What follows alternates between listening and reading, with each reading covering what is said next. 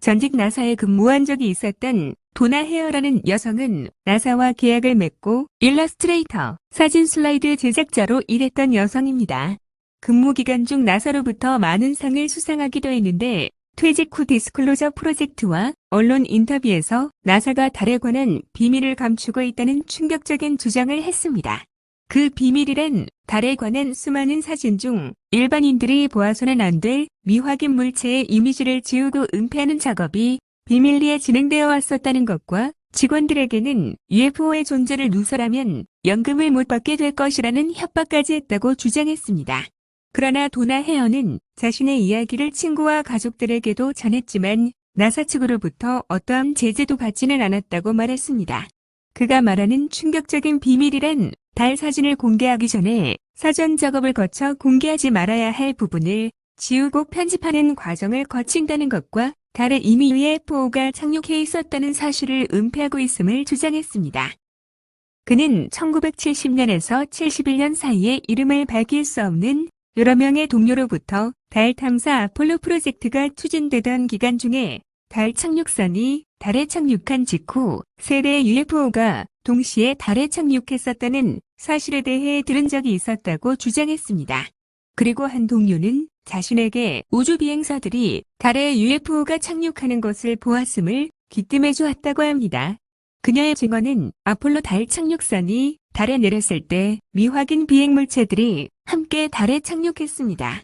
미 항공우주국은 산타클로스라는 암호명으로 UFO를 은폐하는 프로젝트를 수행했으며 이 같은 UFO 흔적 지우기를 시도했습니다. 따라서 일반인이 보아서는 안 되는 물체의 흔적을 지운 수천 장의 사진이 판매되기도 했습니다.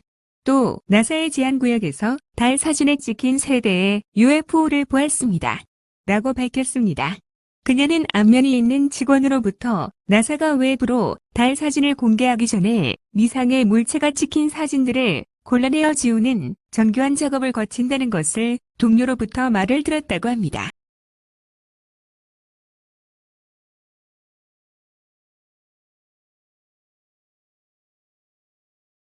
This day, that particular day, I walked into the photo lab in the restricted area, and this was between missions. One of the gentlemen I had been friends with, and I still talk to occasionally, he pointed my attention to one area of this mosaic. It was one panel of a mosaic, and I said, "This is really interesting." He explained everything, and then he, with a smile on his face, he said, "Look over there." And I looked, and in one of the photo panels, I saw a round white dot. And at the time, it was very crisp, very sharp lines on it. And I said to him, what is that? Is that a dot on the emulsion? And then he's grinning and he says, dots on the emulsion don't leave round shadows on the ground. And there was a round shadow at the right angle, at the correct angle, the sun shining on the trees. I saw pine trees. I didn't see a coastline. I don't know where this was. But I looked at him and I was pretty startled because I'd worked out there several years and never seen anything like this, never heard of anything like this. And I said, "Is this a UFO?" And he's smiling at me and he says, "I can't tell you that. I can't tell you that." What I knew he meant was it was, but he couldn't tell me. So I said, "What are you going to do with this information?" And he said, "Well, we always have to airbrush them out before we sell them to the public." And I was just amazed that they had a protocol in place for getting rid of UFO pictures. I asked guards, security guards. I ran into another security guard that was forced to burn a lot of UFO pictures. And he told me, he came into my office one day. This was when I worked at another job.